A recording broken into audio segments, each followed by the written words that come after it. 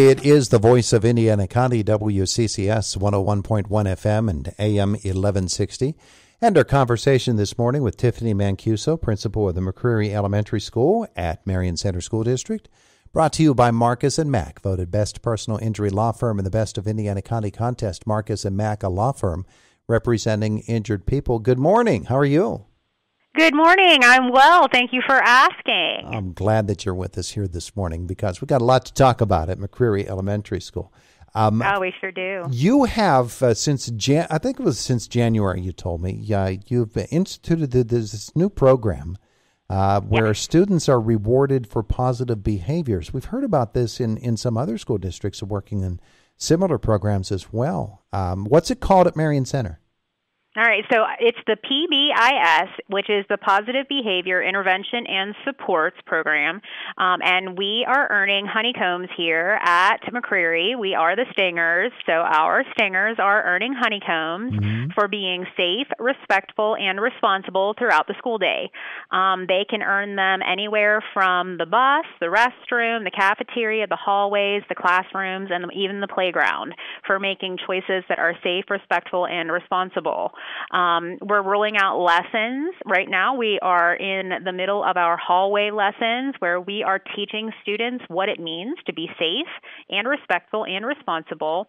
And the part that they love the most is that as they're being caught being each of those things, they are earning these honeycombs. They're putting them into our tree that is housing them, and they are able to tally their results and see what happens as they earn certain mile markers like 500 honeycombs or 1,000 honeycombs or 3,000 honeycombs, and they are right on the brink of about 4,000 honeycombs. So last week, they got to duct tape me to the wall for earning 3,000 honeycombs. So every student in the building came down and assisted in duct taping their principal to the wall, and that was a huge reward for them. They were very excited and very proud to have earned enough honeycombs to be able to, Mr. Marino, they were able to duct tape their principal to the wall. Can I assume that you've gotten yourself freed by now? You can. There was a great deal of speculation about whether or not I would be able to go home on Friday. The smallest stingers in the building were very concerned that they would need to duct tape a blanket to me because I may be there all weekend. But I did, in fact, get home, and I did return on Monday. How nice of them to care and be concerned like that. But that raises a question. Is there a grade level or an age level that seems more enthusiastic about it than another, or has one embraced it more than another, or are they just all teaming up here? So, I'm so glad you asked that question just because I just pulled up our data today to take a look and see how our distribution looks in terms of who is most impacted by it. And what I have found is that it's pretty evenly distributed in terms of who is earning, receiving, and giving the honeycombs across our building. So I am very pleased to share that because of some rewards that we also give our teachers for participating and encouraging these behaviors and these new positive behaviors, we have a really great deal of buy-in from our staff. What I can tell you, though, is out of the three different categories, being safe, respectful, and responsible, I'm seeing a huge difference in the number of students who are receiving them for being responsible, which is incredible. So we're going to talk a little more as a team about places that we are seeing students being respectful and responsible versus the category of being safe. Is it that our students are just always more safe, and that's why we're not having to give out as many honeycombs there? Or is it that, looking back at data, which is something we do often here, is it that at the beginning of the year in January, our white honeycombs did not come in on time, which represents the safety color. So we had to give students a different color to represent that. Is it possible that perhaps they just put in the color of the honeycomb in their hand instead of marking what they should have, which was safety? So we're talking about the potential of just possible human error as they entered their data, but we've got a really interesting representation of all of the places. Yeah, and that they're overall, earning incredible honeycombs. you're seeing wonderful results from this. I'm guessing, and you can tell me if I'm right or not, that you've heard from more than a few parents that they're seeing the difference in their child at home too. They are. They are talking to me more when I have conversations with parents about how excited their kids are about the Bs, the 3 Bs, which is what they're calling them, and they're talking about it more at home, which is allowing parents to hear the language about being safe, keeping hands to self, listening to adults, being patient, waiting their turn, being honest, which is what we are priding ourselves on here at McCreery in the category of always. These are things we should always do as stingers. And those are things that are translating home with families, which is helping with just siblings. And this will be something they can take with them as they move forward in their school life as well, up into into the upper grades. And I'm sure that's one of the goals that you have. Students themselves, though, they need to be invested in something and excited for it. And it sounds like they really are. They sure are. They're very much so waiting this morning to hear. I did our bus announcement this morning to reward our bus riders for a bus that didn't have any disciplinary referrals in the last 3 weeks. They came down excitedly to get their reward, which is just a small bag of pretzels, and they're waiting to hear the follow-up announcement at the end of the day as to what their next reward will be.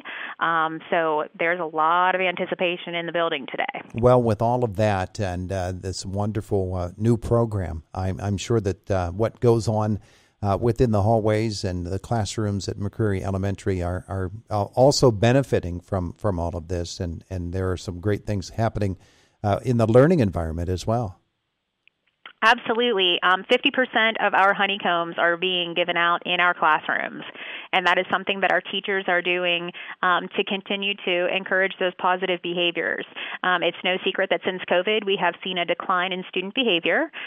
Students are reestablishing the expectations along with the teachers in the classroom, and teachers are using this as a motivator for students to remember what their expectations are in the classroom.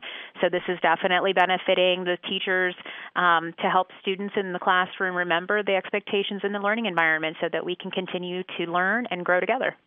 Had the pandemic not happened, would this have been something that would be typical for Marion Center to do, just to find something like this and say, let's apply it to our kids and see how much of a difference it makes in their life?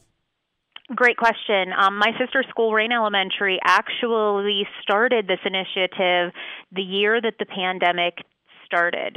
So they were already beginning this initiative in the beginning of the 18-19 year and had to pause it because of the closure.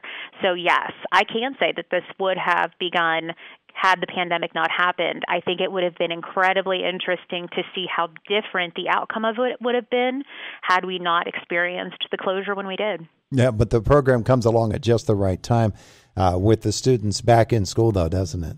Oh, it sure did. It absolutely did. All right, so what else is happening at McCreery Elementary School? That's exciting enough. Oh my gosh, right?